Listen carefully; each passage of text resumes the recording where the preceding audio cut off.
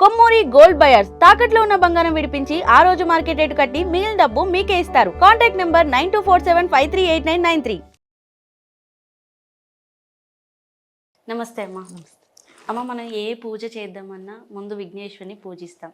So పిల్లలు కూడా వినాయక చవితి రోజు వినాయకుడిని కోరుకోండి, మీకు కావాల్సిన విద్యను అందిస్తారు అని చెప్తూ ఉంటారు మన పెద్దవాళ్ళు.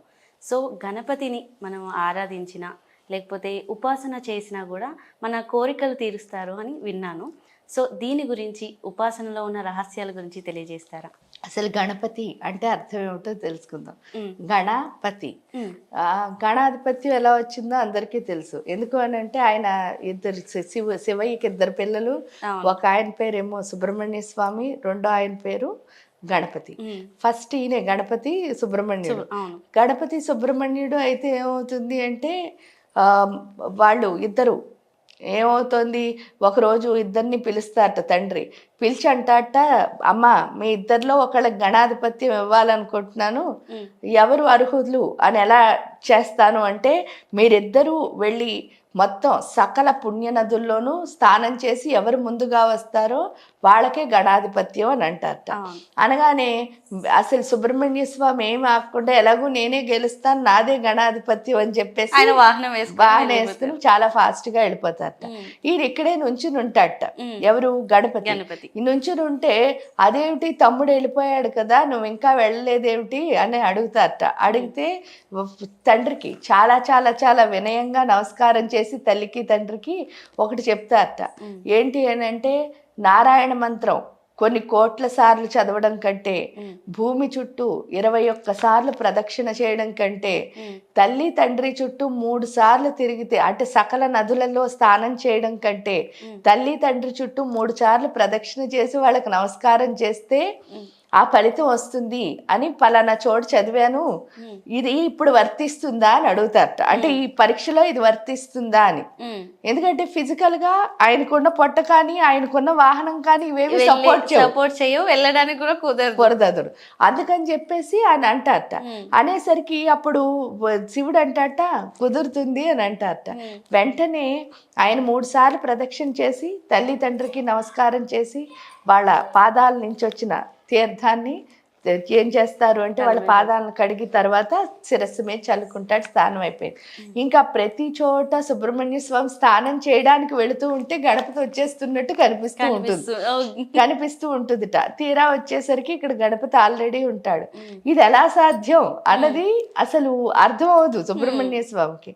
అప్పుడు ఇది జరిగింది అని చెప్పేసి శివయ్య చెప్తారు. చెప్పి గణాధిపత్యాన్ని ఎవరికి అంటే విఘ్నేశ్వరుడికే ఇస్తాట.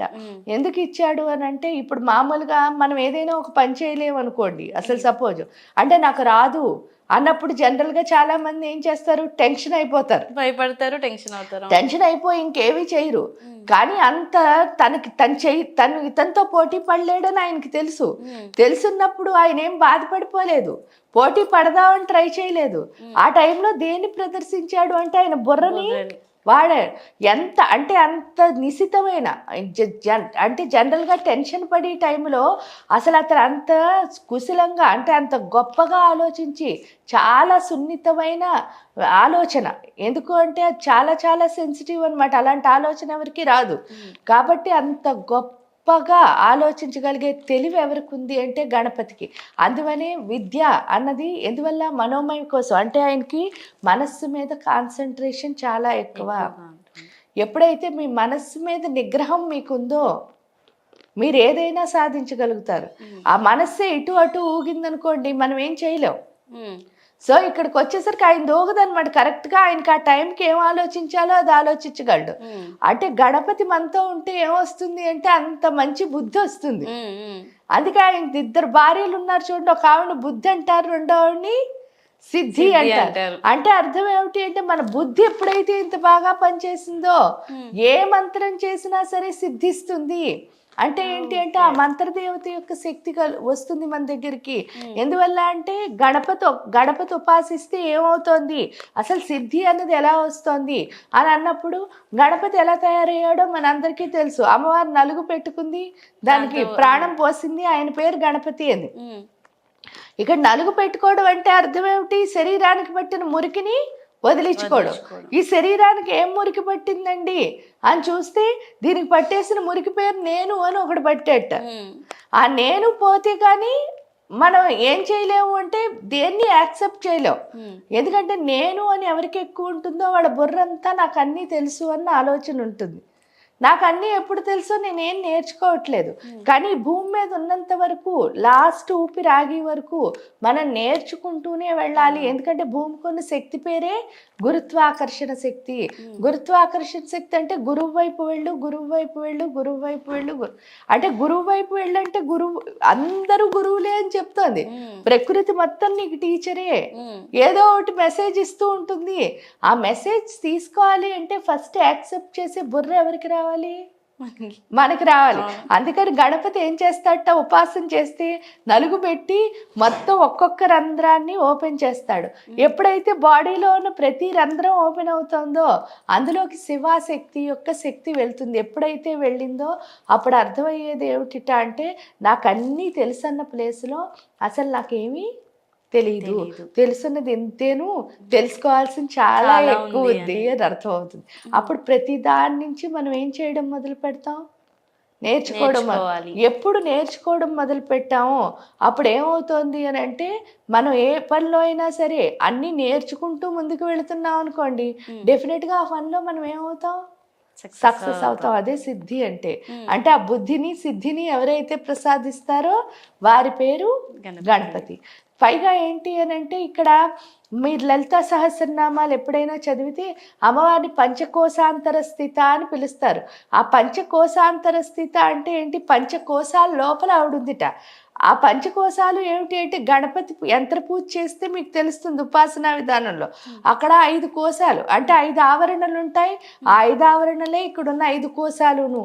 అంటే మన 5 కోశాలు దాటించి లోపల ప్రవేశపెట్టేది ఎవరు అంటే గణపతి. అంటే అమ్మవారి దగ్గరికి వెళ్ళడానికి దారి ఎవరు చూపిస్తున్నారు, ఆయనే చూపిస్తున్నాడు. కాబట్టి అమ్మని చేరాలి అంటే ఈయన్ని పట్టుకుంటే ఏం చేస్తాడు అంటే దారి. ఇక్కడ అమ్మ అంటే అర్థం ఏమిటో కూడా నిజం చెప్పాలి అంటే చాలా మంది అమ్మ అంటే ఒక స్త్రీ మూర్తిని చూసి ఈవిడ అమ్మ అని అనుకుంటాం. ఈవిడ అమ్మ అంటే ఒక ఫామ్ కాదు. ఒక రకంగా చెప్తే అమ్మ అంటే ఏంటి అంటే నిజం అని అర్థం. శివుడు అమ్మ, పురుషుడు స్త్రీ అని ఉండదు. గుండె గుండె అందరి గుండె ఒకటే కదా. ప్రేమ ఎవరికి ఉందో, రియలైజేషన్ ఎవరికి ఉందో వాళ్ళు అమ్మ అవుతారు. రియలైజ్ అయిన సోల్నే అమ్మ అని పిలుస్తారు. అర్థం అమ్మ అంటే అర్థం అది.